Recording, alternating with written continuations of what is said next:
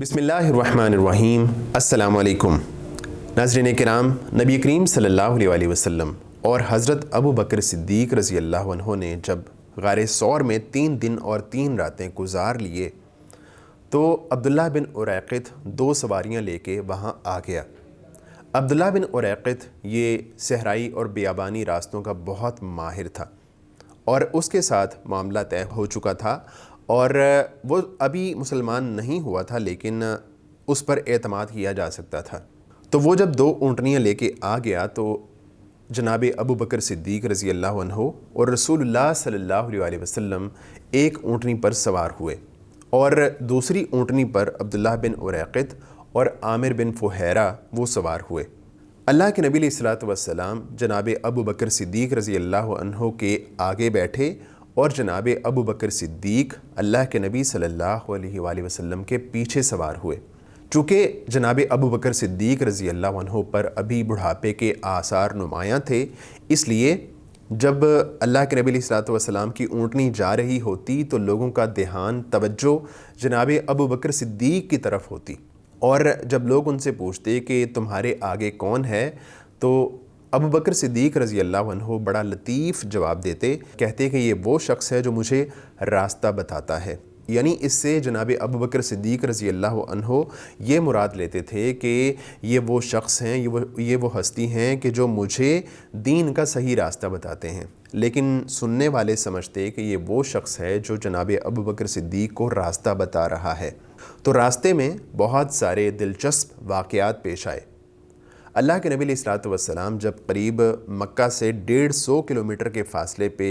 एक बस्ती में पहुँचे, जिस बस्ती का नाम कदीद है, तो वहाँ पे एक ख़ातून उम्मे माबद से मुलाकात हुई। वो एक ख़ैमे में थीं, तो जनाब अबू बकर सिद्दीक़ और अल्लाह के नबी अलैहिस्सलातु वस्सलाम उस ख़ैमे में गए और ख़ातून से कहा कि हमें कुछ जो है ये सामने जो बकरी बंधी हुई है इससे दूध कुछ अनायत फ़रमाएँ। तो उम्मे माबद ने कहा कि यहाँ पे इस इलाके में बहुत सख्त कहत है, हमारे पास हमारे जानवरों के पास चारा नहीं है खाने को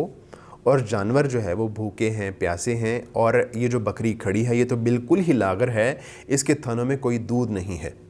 तो अल्लाह के नबी अलैहिस्सलातु वस्सलाम ने कहा कि आप मुझे बर्तन दीजिए। उन्होंने बर्तन दिया तो अल्लाह के नबी अलैहिस्सलातु वस्सलाम बकरी के पास गए और बिस्मिल्लाह पढ़ के उसके थनों को हाथ लगाया तो वो जो है दूध देना शुरू हो गई। इतना दूध दिया कि वो बड़ा बर्तन मुकम्मल भर गया। तो अल्लाह के नबी अलैहिस्सलातु वस्सलाम और अबू बकर सिद्दीक़ रज़ी अल्लाह अन्हु ने वो दूध नोश फरमाया और उम्मे माबद ये सारा माजरा देख के बहुत खुश हुई और अल्लाह के नबी अलैहिस्सलातु वस्सलाम उसके बाद वहाँ से चले गए, कूच कर गए। कुछ देर के बाद जब उम्मे माबद के खावंद घर आए तो उन्होंने पूछा कि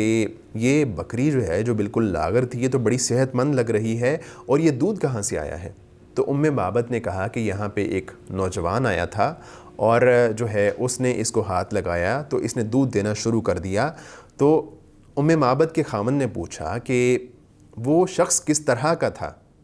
और उसकी कैफियत क्या थी?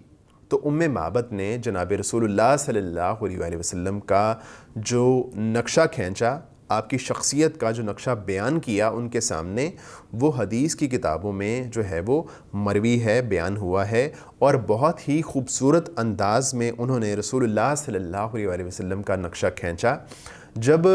उन्होंने उम्मे माबद ने अपने खावंद के सामने ये सारी कैफियत बयान फरमाई तो वो कहने लगे कि मुझे लगता है कि ये वही शख्स है जिसकी तलाश में कुरैश मारे मारे फिर रहे हैं और उनको तलाश कर रहे हैं। उसके बाद रसूलुल्लाह सल्लल्लाहु अलैहि वसल्लम जब ज़रा आगे गए